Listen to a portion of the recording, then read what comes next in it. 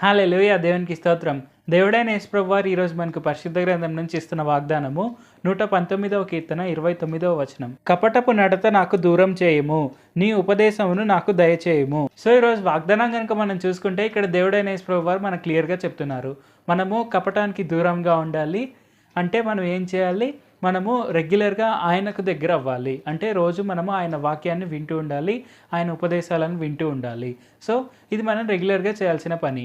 And మనం చూసుకుంటే మనము ఒక కపటమైన యాటిట్యూడ్, అంటే ఒక కన్నింగ్ యాటిట్యూడ్తో ఇతరులను మోసం చేయడం అనేది మనము దూరంగా ఉండాలి. సో అది మనం ఎంత దూరంగా ఉంటే అది మనకు అంత మంచిది. సో ఇది మనం గుర్తుపెట్టుకొని తప్పకుండా మనము ఇతరులను మోసం చేయాలి అనే ఉద్దేశంతో మనం ఎప్పుడు జీవించకూడదు. అది మనకు మంచిది కాదు. అలా కాకుండా మనము ఆయన వాక్యోపదేశంలో మనం నడుస్తూ మనము ఆయన మార్గంలోనే నడుస్తున్నాము అంటే మనం వాటికి ఆటోమేటిక్గా దూరం అవుతాము అండ్ మనం దేవునికి దగ్గర అవుతాము. అండ్ మనం ఇక్కడ ఇంకో పాయింట్ కూడా చూసుకుంటే మనము రోజు ఆయనతో సమయం గడుపుతూ ఉంటే మనము ఇతరులపై ఆ కపటమైన యాటిట్యూడ్ అనేది మనకు ఉండకుండా కూడా చేయగలరు దేవుడైన యేసుప్రభు వారు. సో ఇది కూడా మనం నోటీస్ చేయవచ్చు. సో మనం తప్పకుండా రోజు ఆయనతో సమయం గడుపుతూ మనం ఆయన వాక్యోపదేశాలను రోజు వింటూ ఆయన వాక్యాన్ని రోజు చదువుతూ మనము ఆయనకు ప్రార్థన చేస్తూ కంటిన్యూస్గా మనం ఇది కన్సిస్టెంట్గా చేస్తూ ఉన్నామంటే మనం సంతోషంగా కపటం లేకుండా మంచి హృదయంతో, నిర్మలమైన హృదయంతో ఆయన కృపతో మనం జీవించవచ్చు. ఎందుకంటే ఆయన కృపను నిరంతరం మనకు చూపిస్తూనే ఉన్నారు, మనల్ని ఆశీర్వదిస్తూనే ఉన్నారు. సో ఇది మనం తప్పక గుర్తుపెట్టుకోవాలి.